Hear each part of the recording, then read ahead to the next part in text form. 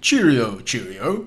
It appears for this round of the ring, I have been requested to represent the Royal Navy. Now, what better map to represent this kind of thing than the ring itself? It appears a Japanese cruiser tries to challenge the sheer might of Her Majesty's Royal Navy, and obviously we will have to disabuse him of this notion. The Japanese cruisers, of course, have a notoriously large citadel, which can easily be punished by the sheer firepower at our hand. The ship itself is of course the Acosta. Not a ship to be underestimated. On the other hand, it does suffer from minor setbacks, like being Tier 5. It appears we even have a German battleship, who makes the heinous crime of trying to play aggressive. This, of course, is not allowed in World of Warships, especially not from a battleship. So we set out to our task to quickly punish said player. He appears to be sailing perfectly nose in. Now, for most destroyers, this would in fact be a significant downside. But, my friends, there can be no battleship-sized gaps if you do not create any battleship-sized gaps. And our cunning friend is about to find this out the very hard way.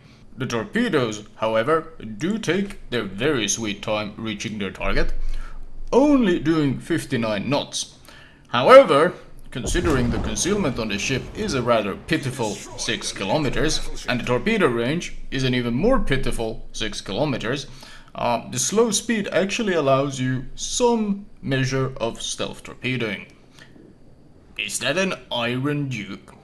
On the enemy team, treason of the absolute worst kind. He has to be punished as well. We can tell that this is clearly the most weakened of weakened games because it actually involves battleships pushing on multiple flanks. Repositioning and moving in the Acosta does end up being quite a struggle because the poor ship only does 35 knots. And considering pretty much all of your competition will easily outmatch you, it means chasing down targets and fleeing from targets becomes extremely challenging. This ability to deal with treasonous curs by constantly spamming single target torpedoes is in fact quite powerful. These torpedoes look like they might miss, but the sheer weight and thickness of that man's treason is enough to force him to eat one of the torpedoes. In this case, we have forced his damage con, but we do want to position ourselves a bit better so we can actually defend our spawn, as our team has dutifully collapsed in typical weakened fashion. We only have 4 ships remaining, even though the game has practically barely begun. The enemy team is also playing aggressively on all flanks, another extreme rarity, which makes it an excellent vid to show off the strength of the Acosta, which is playing a defensive destroyer. Having found the optimal position to defend the entire capture point, it is time to activate the smoke generator and put these excellent 4.7-inch guns to some practical use. With an 8% fire chance, which is of course actually higher than what you see at high tiers, simply because the ships you are shooting at have significantly less fire resistance. So the treasonous cur, that is the Iron Duke, will not have access to any sort of damage con should we get a fire on him. Another treasonous ship shows its face, however. A Clemson dares to rush into the cap, and he gets to taste the strongest anti-DD power in the entire game, which is of course Battleship AP.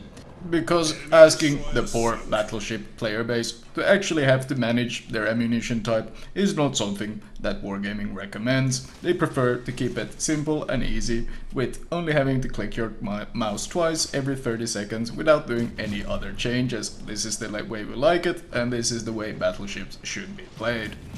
A fire gets set on the Iron Duke, and with no damage con, he realizes he's in some dire straits, and he makes the tactical error of turning away. What else could you expect from someone who turns against his own country? A quick follow-up torpedo causes a permanent flooding on top of the permanent fire, and we finally deal with this treasonous threat. The problem that remains is, of course, we're still only 2 ships against the massive 4 enemies. However, we are representing the Royal Navy, so this should prove a minimal problem for us. A Shan Wei has been detected sailing around in our spawn, hunting carriers, as is common for all destroyer players, because clearly this is the best use of your time and your efforts is hunting down the enemy carrier. Shan Wei does get spotted, but apparently his engines are the best in the world and he easily outruns our guns.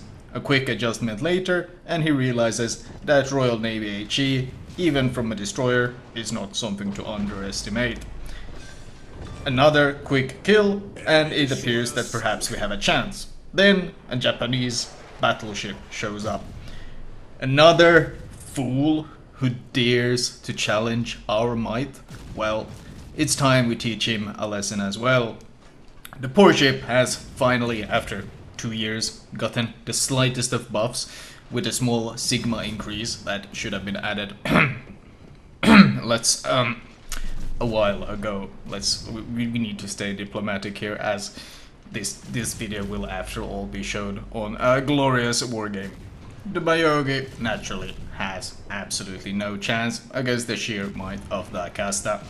He tries to throw out some shells, but with some easy and nimble dodging and the sheer firepower at our hands, combined with a cheeky little fire, we quickly manage to take down this ship as well. Well, come on, don't make a liar out of me.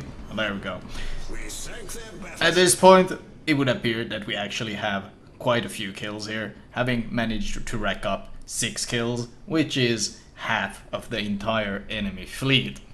Now, it turns out, however, there is a single force that is even stronger than Her Majesty's Royal Navy, and it cannot be overcome by such simple means as killing half the enemy fleet, and that is of course the sheer power of patch-weakened teammates. They are the fiercest force you will ever face, and no matter how well you play, no matter what effort you put in, the time will run out before you can turn it into a victory. Thank you for watching, thank you for tuning in, vote for Flamu as your commander, or don't.